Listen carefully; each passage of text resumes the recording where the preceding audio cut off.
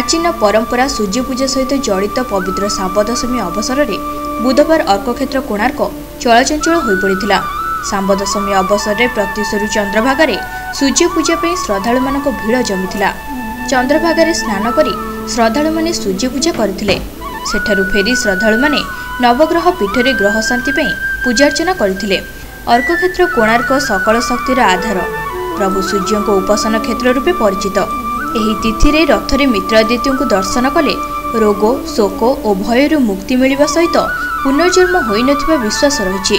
पौराणिक मत अनुसार प्रभु श्रीकृष्ण माँ जाम्बवती सह प्रति क्रीडारे थिबा बेले श्रीकृष्ण पुत्र सांब सेठारे पहुंची जाइथिले। प्रभु श्रीकृष्ण रागी जाई सांब को कुष्ठ रोगर अभिशाप देइथिले। परे अभिशाप जोगु सांब कुष्ठ रोगरे आक्रांत होइथिले। कुष्ठ रोगरु मुक्त हेबा पई सांब नारद मुनि को शरणापन्न होइथिबा बेले सूर्य नारायण को पूजा कले कुष्ठ रोगरु मुक्त हेबो बोली सांब को नारद मुनि परामर्श देइथिले। सांब अर्कक्षेत्र चंद्रभागाठारे सूर्य पूजा करी कुष्ठ रोगरु मुक्त होइथिले। एही विश्वास परंपरा और किंवदंती अनुसार चंद्रभागारे श्रद्धालु माने शरीर थिबा रोग मुक्त हेबा सह मनस्कामना पूरण और परिवारर मंगल पई सूर्य उपासना पुरपल्ली रे पालित हो जाइछि। परंपरा कि आमर श्यामंकर पुष्ट होता माँ माने दत्तक रखी तो से घरे पिठापणा कर पूजा करते।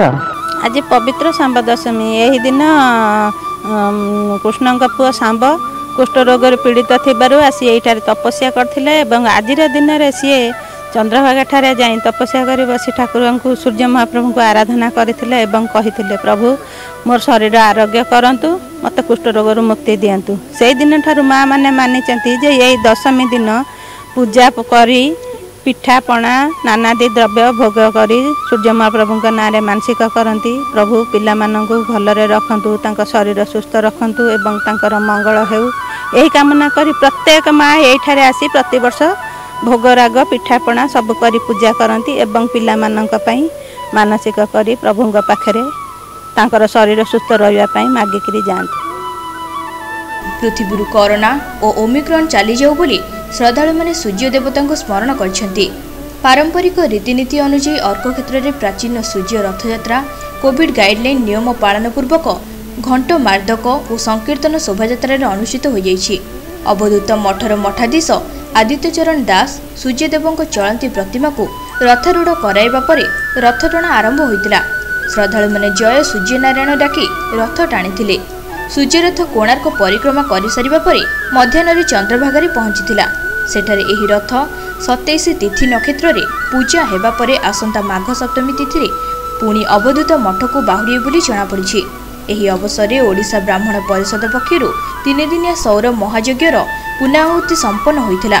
ब्राह्मण परिषद और अर्कक्षेत्र गायत्री परिवार पक्षरु यह आयोजित होइथिला।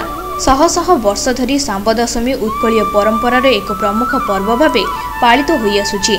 सबु वर्ष भली चलित वर्ष मध्य सांब दशमी पई सूर्य मंदिर को प्रवेश शुल्क छाड़ करा जायतिला।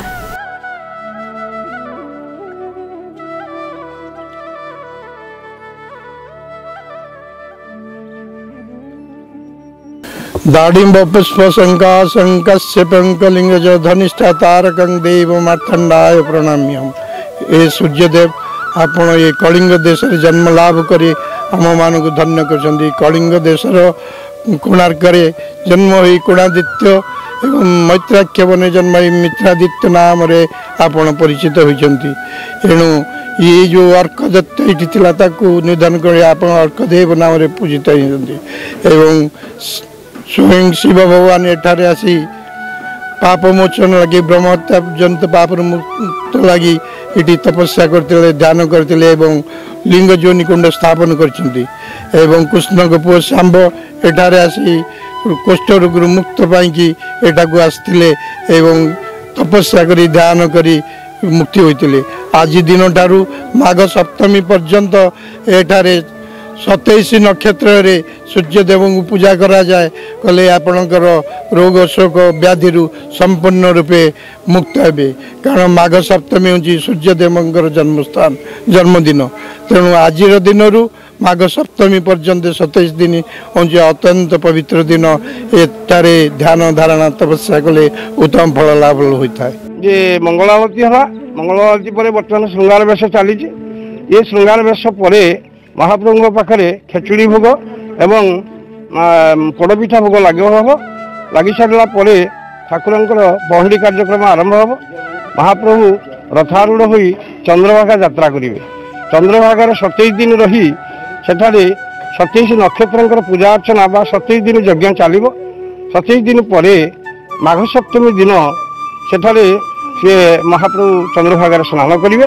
स्नान कर सारापर तापर पुणी रथारूढ़ हो एठाकू फेरी आस महाप्रभुंर ये हूँ महान पर्व आज की 3 दिन है एठारे यज्ञ चलता षष्ठी दिन आमर अंकुरारोपण कार्यक्रम है तापर सप्तमी रे महाप्रभुंर कलश यात्रा सरीगला 3 दिन यज्ञ है यज्ञ काली गतकाली पूर्णाहुति होती नवमी तिथि पूर्णाहुति सरला आज दशमी तिथि महाप्रभुंर रथारूढ़ कार्य ये परंपरा द्वापर जुगरू चली आसी जो विग्रह आप देखुं ये सूर्य नारायण ये हूँ द्वापर जुगरू प्रतिष्ठित सांब या प्रतिष्ठित करते कारण सांब को अभिशापग्रस्त हो से कुष्ठरोग पीड़ित होते तेणु नारद परामर्श अनुसार से शाकदीपुर ब्राह्मण मानक आनी एठारे यागयज्ञ कर महाप्रभु ये सांबर कुष्ठरोग मुक्त करते तेणु से परंपरा अनुसार सूर्य पूजा आमर भारत वर्ष विश्व ओडिशा रे सबु जगह महाप्रभुंर ये पूजा अर्चना आज दशमी तिथि कराए प्रत्येक परिवार समस्ते सूर्य नारायण पूजा अर्चना आज कर पिलामानकर शरीर केमती आरोग्य रहिवार केमती मंगल हम से सूर्य नारायण पूजा कर महान पर्व बहुत दूर दूरांत जो मैंने आसने अवश्य कम भक्त आसुच्च कारण कोविड कटका समस्ते आम यथा नियम मानुचु से अनुसार कार्यक्रम चली।